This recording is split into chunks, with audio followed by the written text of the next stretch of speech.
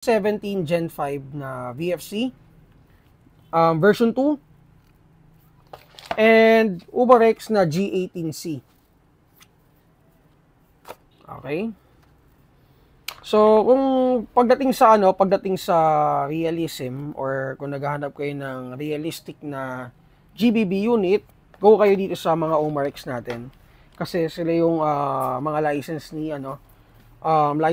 unit ni Glock. So, pakita ko sa inyo to. Ito, G17 Gen 5 guys. Ito na yung version 2. So, ayan, may serration dito sa unahan. Kasi version 1, walang serration dito sa unahan. So, ito na yung bagong version. Okay, so complete Glock markings. Pati sa grip, may Glock markings, kompleto. Outer barrel, may Glock markings. Sights, no? Kung makikita mo, detailed na detailed yung mga markings ng sights. May underrail na rin for attachment. And then ang Gen 5 guys, medyo boxy type siya. Dalawa available natin ito, Gen 4 at saka Gen 5. Etong Gen 5, ang kaibahan niya dun sa Gen 4 is yung medyo pa boxy type siya. Yung mga edges, and kung makikita nyo, yung edge nito parang medyo pa boxy type. Si Gen 4, talagang parang patulis. Ganun yung niya. And then, ayan, may serial number. Wala lang siyang guys, wala lang siyang tawag dito, thread. So kung maglalagay kayo ng optic, but lagi ako nagkakamali ha. Kung maglalagay kayo ng ng tawag dito, compensator, tracer, or silencer, hindi kayo makapaglagay dito. Kailangan nyo magpalit ng threaded na outer barrel. Pero napaka-pogi nitong G17 Gen 5 na to. So, punta tayo dito sa G18. Okay. So, G18 guys, yan, complete markings.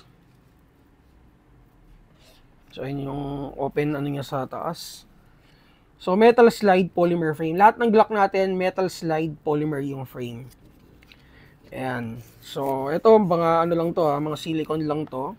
And then, nakalagay dito, officially licensed product ng Glock.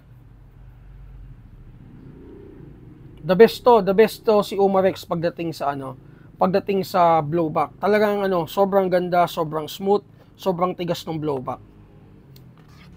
Ito yung sights niya. So, magkaiba sila ng sights ha.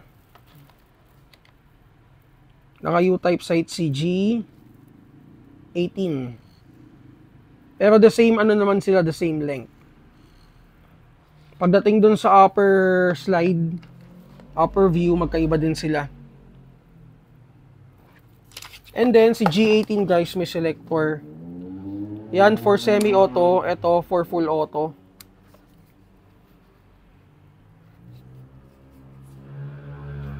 Ayan. Okay. So ito, ang kasama nito is long magazine, 50 rounds. Then si G17, ang kasama niya is a standard 26 rounds na magazine. And then guys, para hindi rin kayo malito kasi madaming klase ng Umarex. May Umarex VFC, which is etong dinedemo natin. Umarex GHK, so iba pa yon. And then Umarex na SRC. Okay, so tatlong klase ang meron tayo dito sa store. VFC, GHK, at saka SRC. Okay? So yun lang naman. Kasi medyo magkakaiba din sila eh. Magkakaparehas sila, technically dun sa itsura. Pero dun sa performance, medyo magkakaiba. Pero lahat yan guys, basta made in Taiwan or basta license ng Umarex, asahan nyo na yan, quality yan. Magkakaiba lang sila talaga dun sa, sabihin natin parang sa una, syempre internals, and then sa brand, and then dun sa paano ba?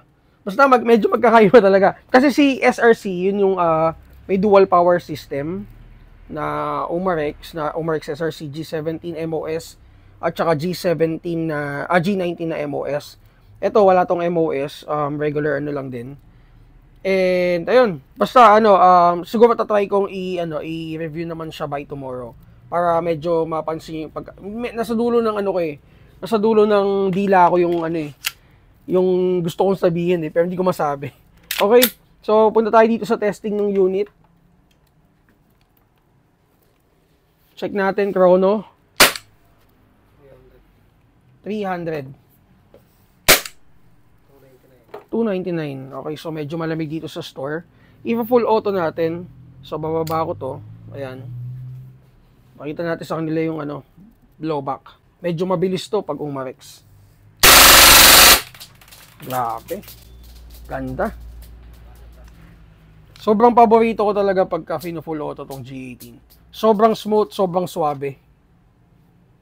Okay? Again, G18 nasa 10K to, guys. And then, ito yung G17. G5. 332. Medyo mataas siya.